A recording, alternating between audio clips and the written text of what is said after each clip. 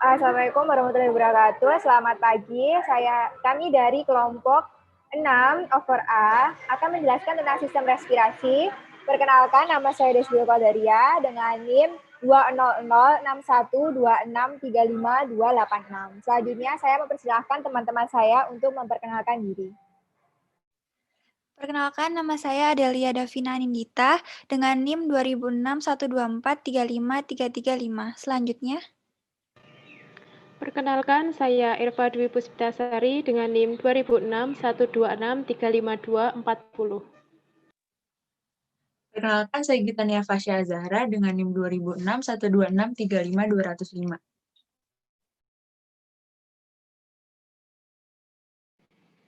Perkenalkan, nama saya Ikrima dengan NIM 200612635267. Untuk yang pertama, saya akan menjelaskan tentang pengertian dari sistem respirasi.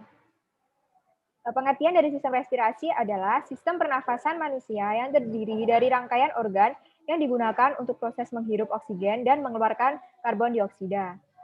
Sistem respirasi ini berhubungan dengan anatomi dan fisiologi makhluk hidup yang mewujudkan pertukaran gas yang sangat bervariasi, bergantung pada ukuran tubuh, lingkungan, dan riwayat evolusinya.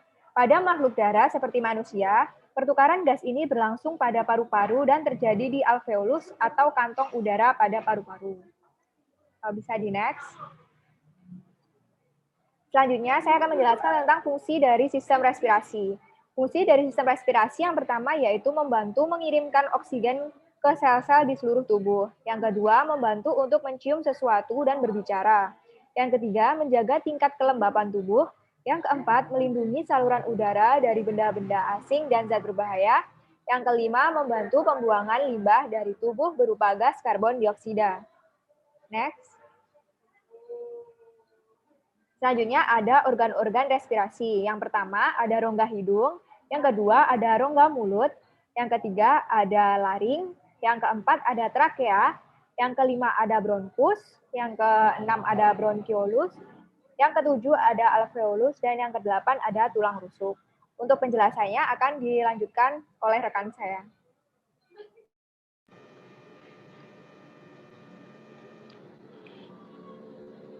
Yang pertama, rongga hidung. Hidung merupakan alat pernafasan paling atas dan paling awal tempat masuknya udara. Selain sebagai alat pernafasan, hidung juga berperan sebagai indera penciuman. Rongga hidung dibatasi septum nasi sehingga hidung memiliki dua lubang. Di dalam rongga hidung dilapisi selaput lendir atau mukosa dan banyak ditumbuhi rambut-rambut halus atau silia, sehingga udara yang masuk ke hidung sebelum masuk trakea disaring terlebih dahulu dan mengeluarkan partikel-partikel yang tersaring. Rongga hidung tersusun atas sel-sel epitel berlapis semu bersilia yang memiliki sel goblet. Rongga hidung memiliki 3 fungsi utama, yaitu 1. Menyaring udara yang masuk hidung. 2. Menghangatkan udara sehingga udara dari luar akan sama suhunya dengan tubuh.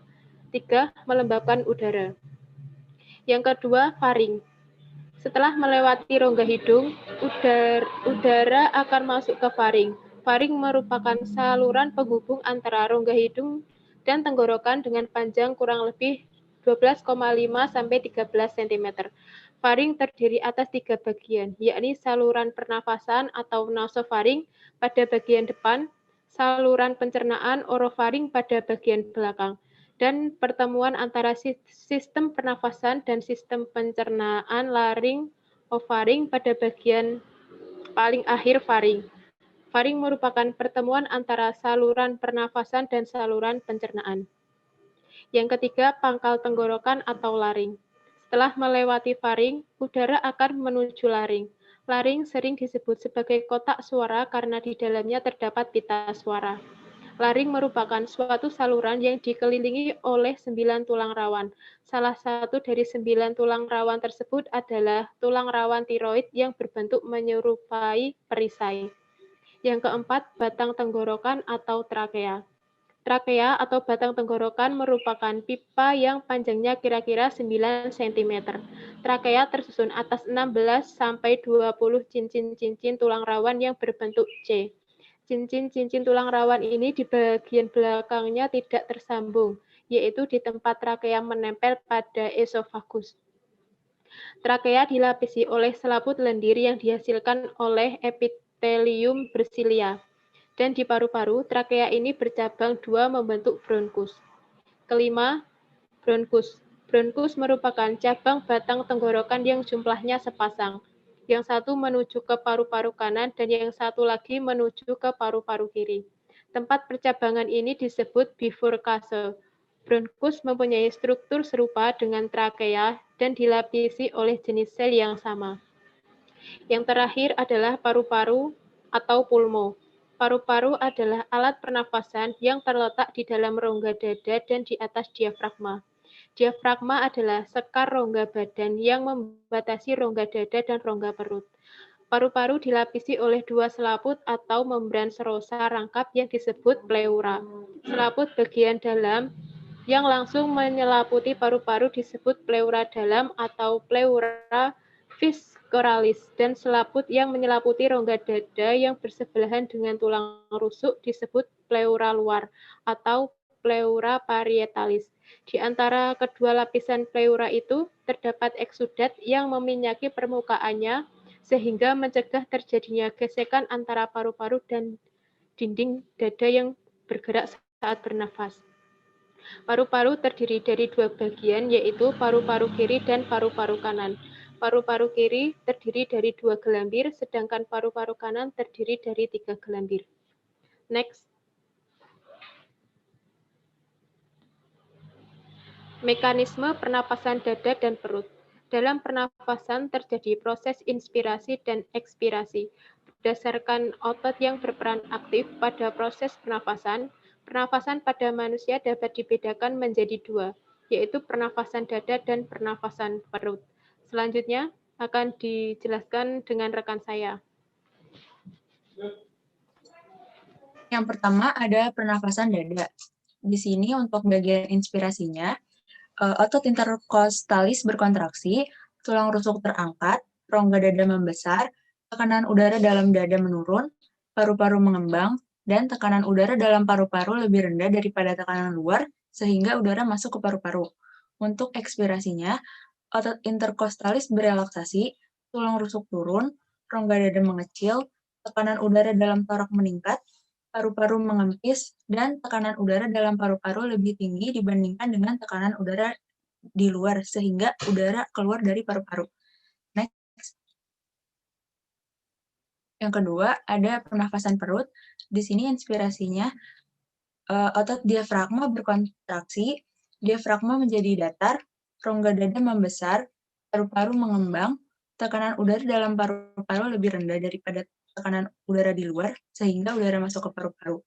Untuk ekspirasinya, otot diafragma berelaksasi, diafragma melengkung ke arah rongga dada mengecil, paru-paru mengempis, dan tekanan udara dalam paru-paru lebih tinggi dari tekanan udara luar, sehingga udara keluar dari paru-paru. Next. Di sini ada volume dan kapasitas paru-paru. Untuk volume paru-paru itu berkisar antara 5-6 liter yang terdiri dari satu volume tidal. Volume tidal itu adalah volume udara ekstra yang masuk ke volume udara yang masuk dan keluar paru-paru selama ventilasi normal biasa. Yang kedua ada volume cadangan inspirasi. VCI ini adalah volume udara ekstra yang masuk ke paru-paru dengan inspirasi maksimum di atas inspirasi tidal. Selanjutnya ada volume cadangan ekspirasi. Volume cadangan ekspirasi adalah volume ekstra udara yang dapat dengan kuat dikeluarkan pada akhir ekspirasi tidal normal. Dan yang terakhir ada volume residual, yaitu volume udara sisa dalam paru-paru setelah melakukan ekspirasi kuat. Selanjutnya ada kapasitas. Yang pertama adalah kapasitas residual fungsional. Kapasitas residual fungsional ini adalah penambahan volume residual dan volume cadangan ekspirasi. Yang kedua ada kapasitas inspirasi. Kapasitas inspirasi adalah penambahan volume tidal dan volume cadangan inspirasi. Yang ketiga ada kapasitas vital, yaitu penambahan volume tidal, volume cadangan inspirasi, dan volume cadangan ekspirasi. Yang keempat ada kapasitas total paru, yaitu adalah jumlah total udara yang dapat ditampung dalam paru-paru, dan sama dengan kapasitas vital ditambah volume residual. Yang kelima ada volume ekspirasi kuat dalam 1 detik, yaitu volume udara yang dapat dikeluarkan dari paru yang terinflasi maksimal saat detik pertama eksalasi maksimum. Dan yang terakhir adalah volume respirasi menit, adalah volume tidal dikalikan jumlah.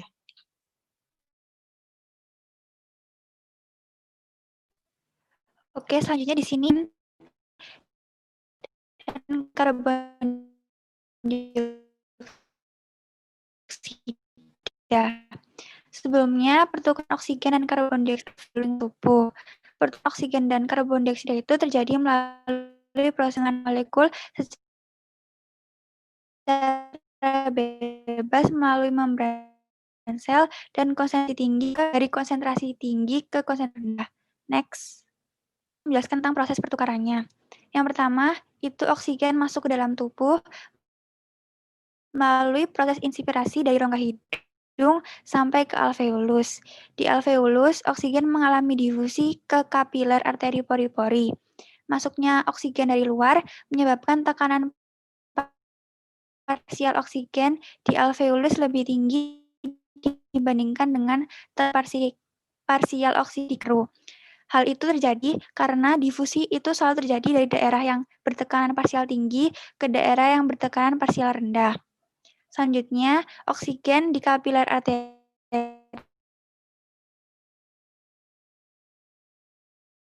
diikat oleh eritrosit terdiri dari bagian yang disebut heme. Di setiap pusat heme terdapat unsur besi yang dapat berikatan dengan oksigen, sehingga setiap molekul hemoglobin dapat membawa 4 molekul oksigen yang berbentuk oksigen hemoglobin.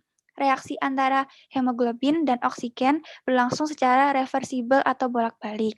Lalu, hemoglobin akan mengangkat oksigen ke jaringan tubuh yang kemudian akan berdifusi masuk ke sel-sel tubuh untuk digunakan pada proses respirasi.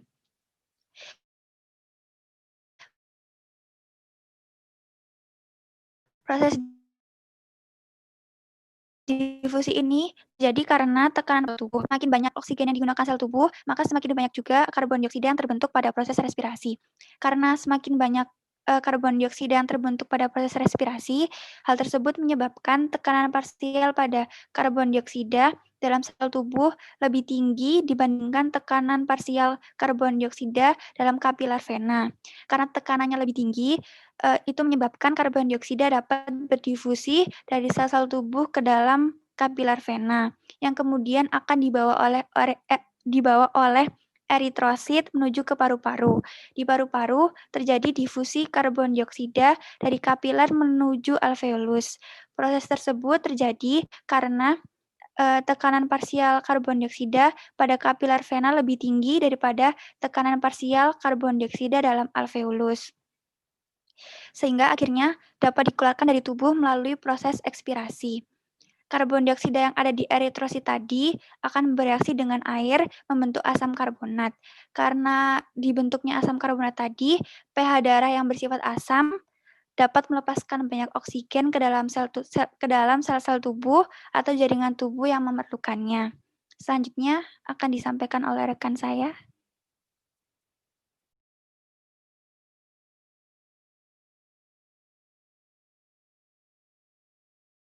Berikutnya adalah gangguan-gangguan yang gangguan yang dialami oleh sistem pernafasan, yang diantaranya adalah faringitis. Faringitis adalah peradangan yang terjadi pada faring karena infeksi bakteri atau virus sehingga menimbulkan nyeri saat menelan makanan. Kemudian untuk penanganannya ada penanganan secara mandiri dan obat-obatan. Di antaranya adalah penanganan mandiri berupa banyak istirahat, terus tidak banyak bicara, minum air putih yang cukup, konsumsi makanan yang nyaman untuk ditelan di tenggorokan seperti bubur, kemudian kaldu dan lain sebagainya. Kemudian berkumur dengan air garam untuk mengurangi rasa sakit karena tenggorokan kering. Kemudian hindari asap polusi seperti asap rokok dan kendaraan bermotor. Kemudian untuk obat-obatan bisa menggunakan antibiotik. antibiotik yang biasa dipakai seperti amoxicillin, tentunya dengan resep-dokter. Kemudian ada benzocaine dan paracetamol. Kemudian penyakit selanjutnya adalah asbestosis. Asbestosis ini merupakan penyakit yang disebabkan karena terhirupnya serat-serat asbes dalam jangka waktu yang lama. Jadi serat asbes ini menumpuk dalam paru-paru. Untuk penanganannya sendiri sampai saat ini belum ada pengobatan yang bisa menyembuhkan paru-paru secara total setelah mengalami asbestosis. Jadi untuk pengobatannya bertujuan untuk meredakan gejala, kemudian memperlambat perkembangan penyakit dan mencegah komplikasi. Di antaranya pemberian oksigen, kemudian terapi rehabilitasi paru-paru, dan transplantasi cangkok paru-paru karena paru-parunya sudah tidak bisa dipakai, yang artinya bisa digunakan untuk bernafas lagi. Kemudian setelah itu ada influenza. Influenza atau flu merupakan penyakit yang disebabkan oleh virus influenza. Gejalanya berupa batuk, pilek disertai demam tinggi, pusing, kemudian sakit tenggorokan, dan mudah lelah. Untuk penanganannya sendiri bisa dilakukan dengan mandiri, seperti banyak istirahat, memperbanyak minum air putih, kemudian tidak merokok, dan bisa menggunakan paracetamol seperti yang ada pada obat-obat penurun panas yang ada pada umumnya. Kemudian yang paling sering kita temukan adalah asma. Penyakit asma menyebabkan sesak nafas yang ditandai dengan gangguan pada selaput pipa udara. Disebabkan oleh alergi udara yang terlalu lembab, kebiasaan merokok, dan sensitif terhadap debu. Untuk penanganan sendiri bisa menggunakan epinefrin atau isoproterenol. Kemudian untuk pencegahannya agar asma ini tidak kambuh, bisa dengan menghindari polusi, debu, menghindari merokok, menghindari udara lembab, dan menghindari bahan-bahan yang menyebabkan penderita asma ini alergi. Kemudian ada emfisema. Emfisema adalah penyakit yang ditandai dengan adanya kerusakan pada alveolus yang mengakibatkan penderita kekurangan oksigen hingga sulit bernafas, sesak bernafas, sering batuk, bibir dan kuku membiru, dan cepat lelah.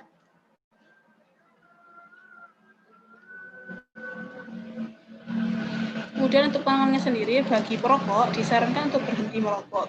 Kemudian ada obat-obatan seperti terbutalin dan kortikosteroid ini digunakan untuk meredakan gejala, dan khusus untuk kortikosteroid digunakan untuk mengurangi peradangan. Kemudian juga ada terapi pendukung seperti rehabilitasi paru-paru dan pemberian oksigen tambahan. Juga apabila paru-paru sudah bagian paru-paru sudah rusak, maka harus diangkat. Dan yang terakhir dan paling parah adalah penyakit kanker paru-paru. Penyakit ini diakibatkan oleh pertumbuhan sel-sel yang tidak normal pada paru-paru hingga menimbulkan kanker. Penyakit ini sering ditemukan pada perokok. Untuk penanganannya sendiri, apabila kanker paru-paru masih berada pada stadium awal, dianjurkan untuk operasi. Tapi apabila sudah masuk ke dalam stadium akhir, maka yang bisa dilakukan adalah radioterapi dan kemoterapi. Kesimpulannya, sistem respirasi adalah sistem pernafasan manusia yang bertujuan untuk mengirimkan oksigen ke seluruh organ tubuh, serta mengeluarkan gas sisa berupa karbon dioksida dari darah. Respirasi atau biasa disebut pernapasan memiliki dua sistem kerja, yakni pernapasan dada dan perut. Pada pernapasan dada dan perut terjadi peristiwa respirasi atau mekanisme masuknya udara dari luar ke dalam tubuh, dan ekspirasi, mekanisme keluarnya udara dari dalam tubuh. Sekian dari kelompok kami. Apabila ada salah kata, kami mohon maaf. Wassalamualaikum warahmatullahi wabarakatuh. Assalamualaikum warahmatullahi wabarakatuh.